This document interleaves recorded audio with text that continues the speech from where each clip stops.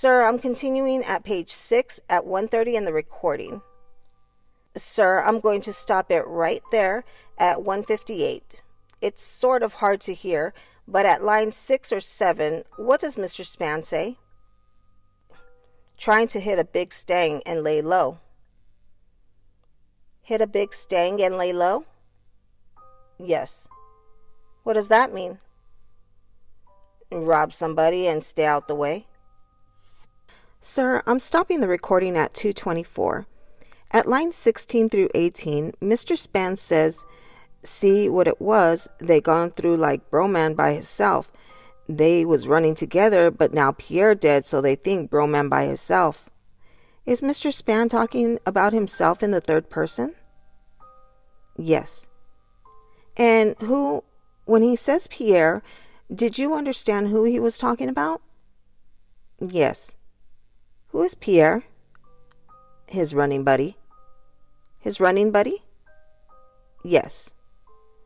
What did you mean by that? That's who he used to be with every day. And did you know Pierre to be a member of a gang? Yes. And what gang was that? A four-corner hustler. And so when Mr. Spann says, now Pierre dead, so they think Broman by himself, what did you understand him to mean? Because by him and Pierre used to be together all the time, and Pierre used to be the one driving him around and stuff, he was by himself now.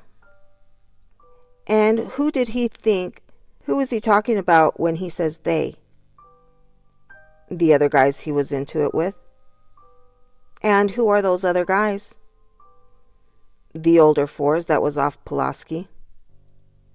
And at the end of this section, Mr. Spann says, when I drive around with Foofop, do you see that?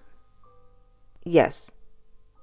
And was Foofop the individual that you saw with Mr. Spann when you first met Mr. Spann in the van? Yes.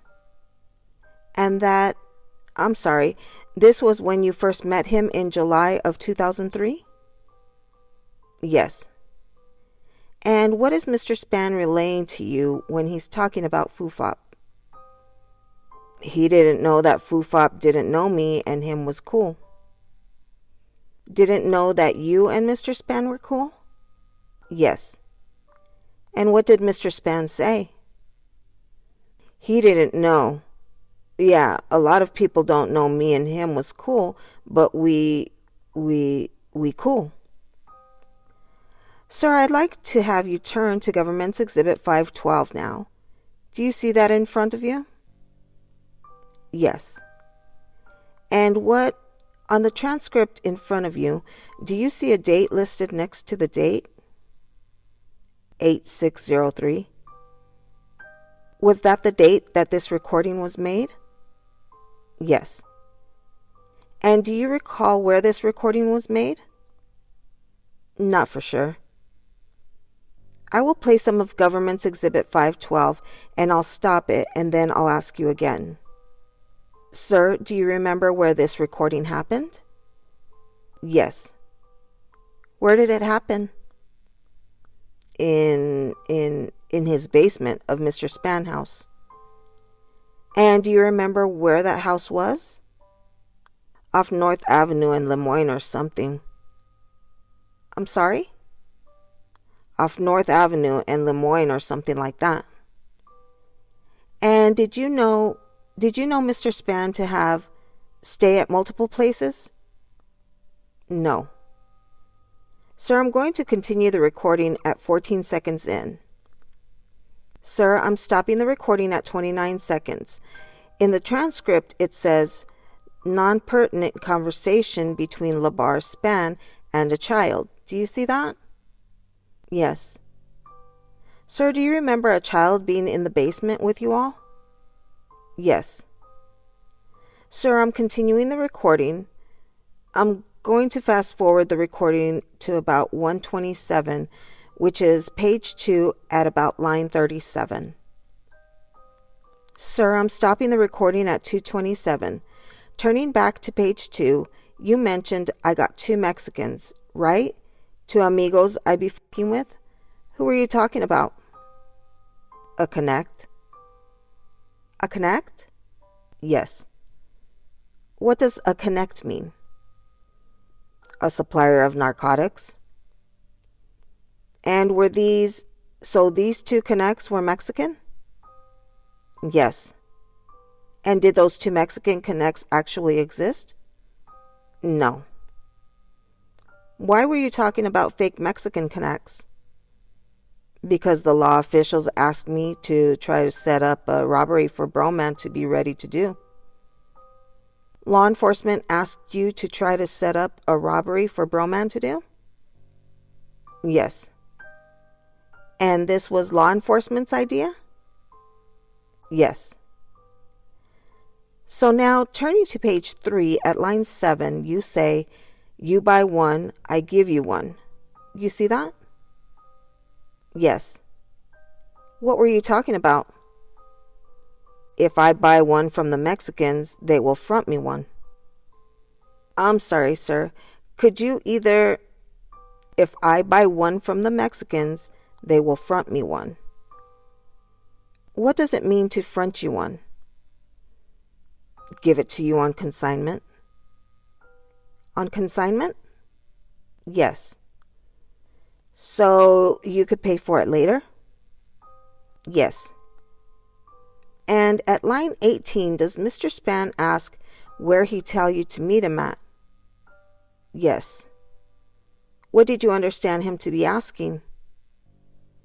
He wanted to know where the meet spot was. Do you then go on to tell him where the supposed meet spot was going to be? Different places, yes. And you mentioned a hotel, a lounge. You say I ain't never met him in the same place twice. Yes. Later in that same section at lines 28, you say, I bought a half slab before I got locked up. Yes. What's a half slab? 500 grams. 500 grams? Yes. Is that a half a kilo? Yes. Were you talking about a specific type of narcotic? Cocaine.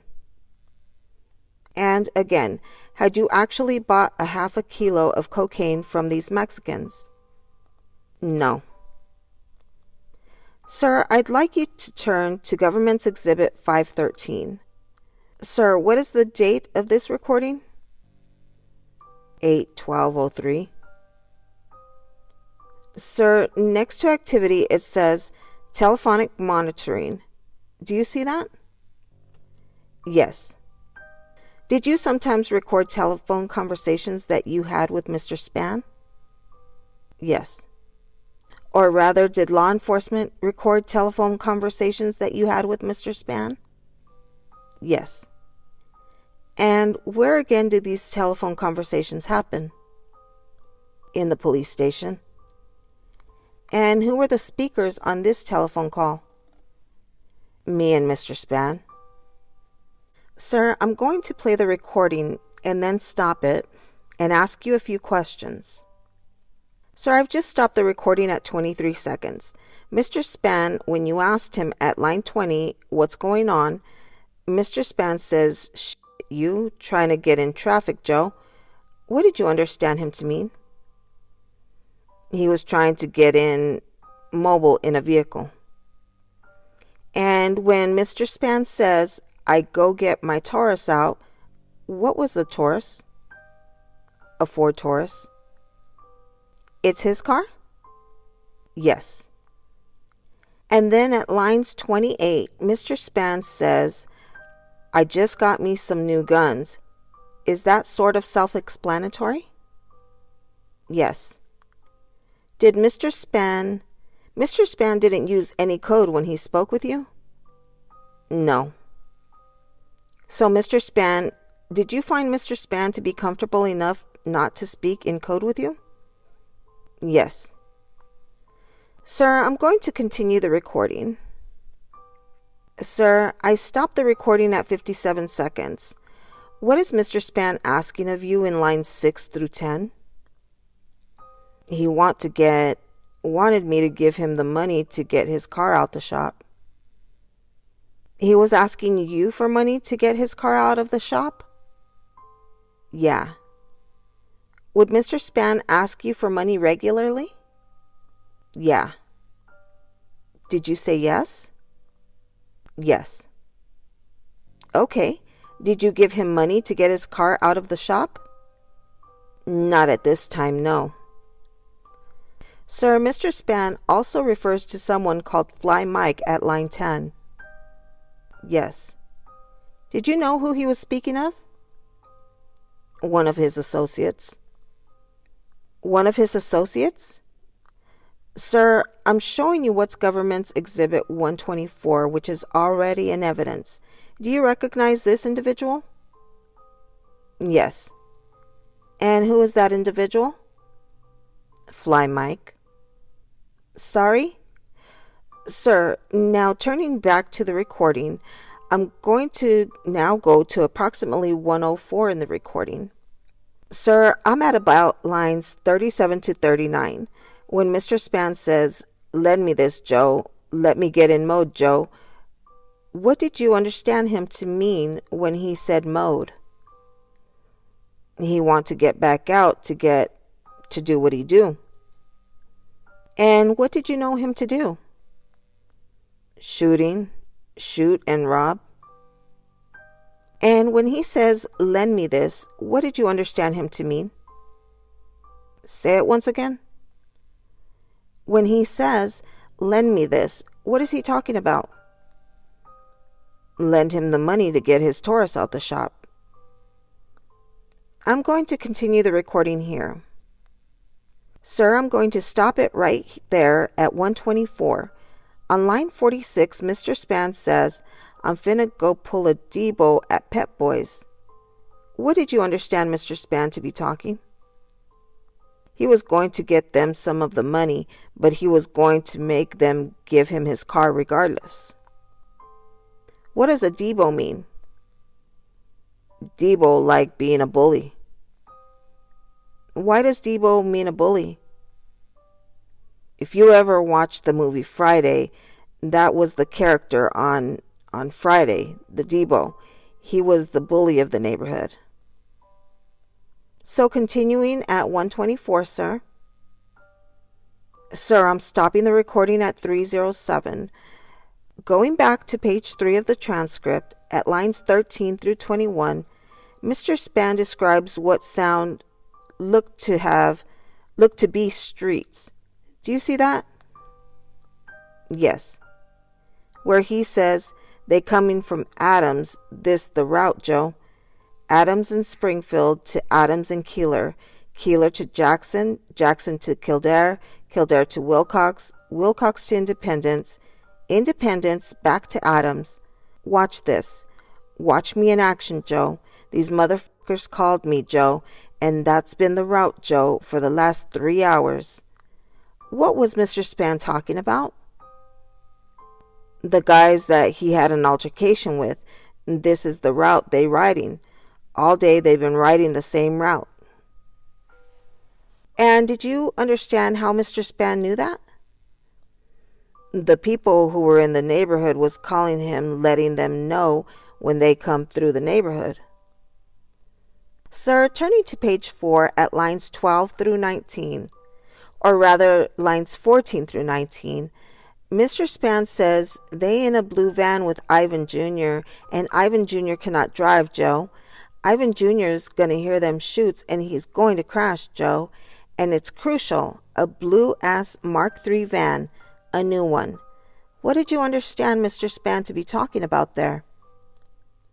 That the person that was driving the car cannot drive, and if they throw some shots at it, that he would crash and he can finish them off then. And the person who couldn't drive was Ivan Jr.? Yes. Sir, at the end of the clip that I played, Mr. Spann says, "'Cause see, Lord, think we ain't in traffic." Did you know who he was talking about when he said "see, Lord"? Another associate of his. Did you know Sea Lord's real name? No. And at the end of the clip I just played, Mr. Spann says, "Once I open up fire, I'm in mode, Joe." Do you see that? Yes. What does that mean? Once he open up, start shooting his guns, he in mode. What does in mode mean? He's gonna start robbing and shooting. Sir, I'm going on to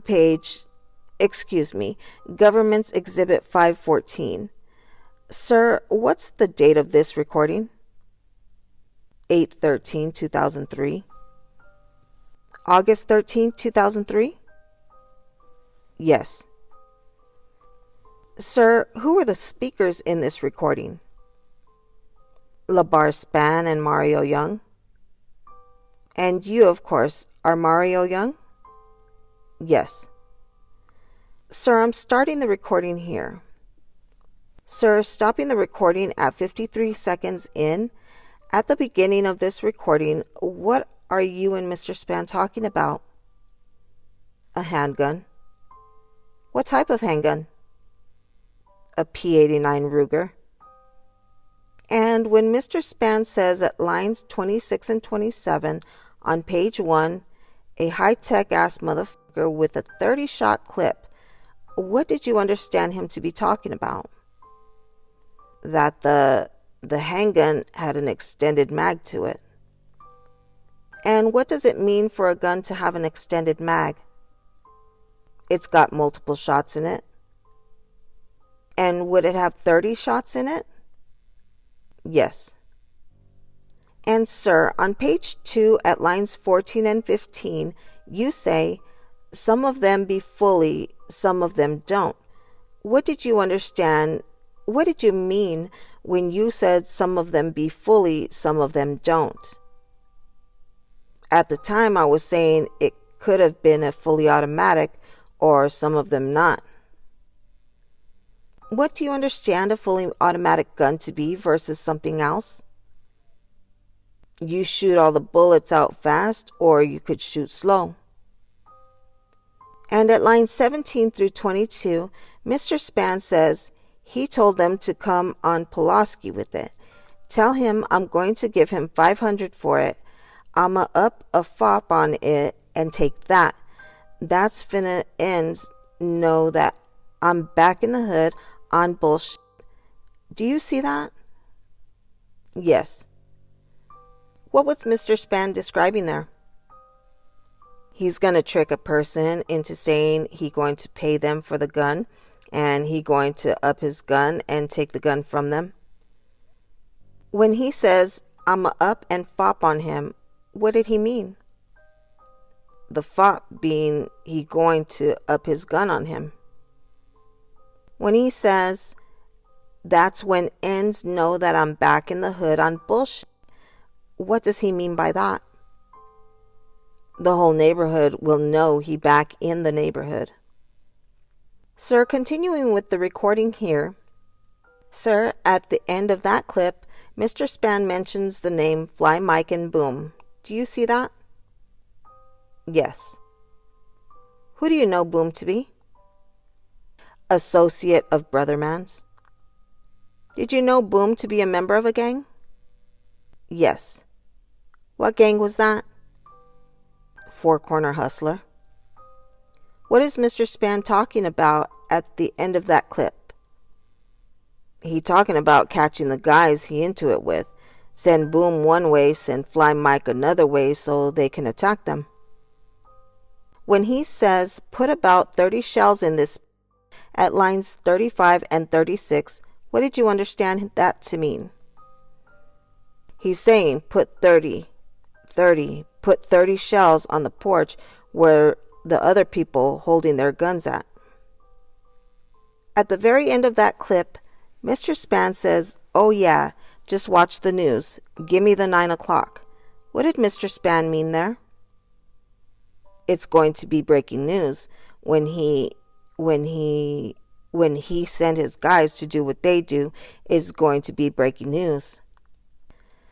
Sir, I'm going to turn to clip B of Government's Exhibit 14. Excuse me, 514, which is page 3 of the transcript. Sir, I've just paused the recording at 38 seconds in. Mr. Spann says, I got a short body steamer at lines 6 and 7. What's a short body steamer? A stolen car. And when Mr. Spann says, I'm finna slap these temporaries on this, what is he talking about? He got a stolen tag to put on the car. Now later on, Mr. Spann says from lines 12 through 16 that he's finna park the steam on Jackson. See, I got my car for my people 'cause the police so hot. Any shootings, they come quick. You got to get in the car and get out that car. You finna make it out no Ruger after you get through shooting. Do you see that? Yes. What did you understand Mr. Spann to be talking about? That he had a getaway car parked for people to get away after they do the shooting. And right after that, when Mr. Spann says, them bitches come 100 strong, Joe, who was he talking about? The police. And then Mr. Spann says, that's why I'm finna go on Roosevelt 911. Some motherfucker got guns on 13th and Trip. What is he talking about there? Make a fake police report that his guns, somebody with guns on 13th and Trip. Based on the context of this recording, did you understand why Mr. Spann would make a fake 911 call? Because he wanted to have the police go in another neighborhood so he can do what he do on Jackson and Pulaski. Sir, I'm continuing the recording here at 38 seconds. So, Mr. Young, at lines 31 through 38, what did you understand Mr. Spann to be talking about? Once he make his rounds, after he let everybody know he back outside, the guy Bootsy, he want to catch him with his jewelry on so he can take his jewelry. What he going to do, call the police or go to war with him, whatever he want to do. Did you know who Bootsy was? Bootsy was associate of Lil Charles. So Bootsy was a Gordy boy? I think so, yes. And why did Mr. Spann want to catch Bootsy with his jewelry on? So he can take his jewelry from him. Why does Mr. Spann say that Bootsy could call the... Actually, did you say Bootsy would call the police? No, he said what he going to do, call the police or get his gun and go to war. What did you understand Mr. Spann to mean? He was going to rob him. He could either fight or call the police. And did you understand Mr. Spann to mean that he wouldn't call the police? Not that he wouldn't call the police. Why wouldn't someone call the police? Because he's in the streets too. What do you mean by in the streets? He sell narcotic and do different things, so he probably just going to fight about it. Now, sir, I'm going to fast forward to about 2:18 in the recording. Sir, which is page 5 at about line 10. Sir, I've stopped the recording at 3:24. Going back to page 5, Mr. Spann says, "What's up, Joe? Why don't we go with the Rican?" Who is Mr. Spann talking about? The Latino. Latino? Yes. What Latino person was he speaking about? Like earlier we was talking about the Mexican, but he kept calling him a Puerto Rican, a Rican. So this was the fake Mexican connect that you had brought up earlier? Yes. And what were you and Mr. Spann discussing in this part of the recording? If the guys show it to me, that we know where it's at, and I would call them and they'd come and try to rob this place. So this was the robbery that of the fake Latino man? Yes. And was this the plan that law enforcement had asked you to bring up with Mr. Spann? Yes. And did Mr. Spann at lines 39 through 43 suggest a plan as how to rob the Puerto Rican? Yes. What was the plan that Mr. Spann suggested? Once he showed me the merchandise, let them know what the address was and they're going to go in and take it. And on page 6 of the recording, you say at lines 13 and 14, or Mr. Spann asked you, when's he supposed to call you? And you say probably like 2 days or something. Yes. Did this robbery actually happen in 2 days? No. And why didn't it happen? Mr. Spann was not on point when we called him. He wasn't answering his phone? Yes.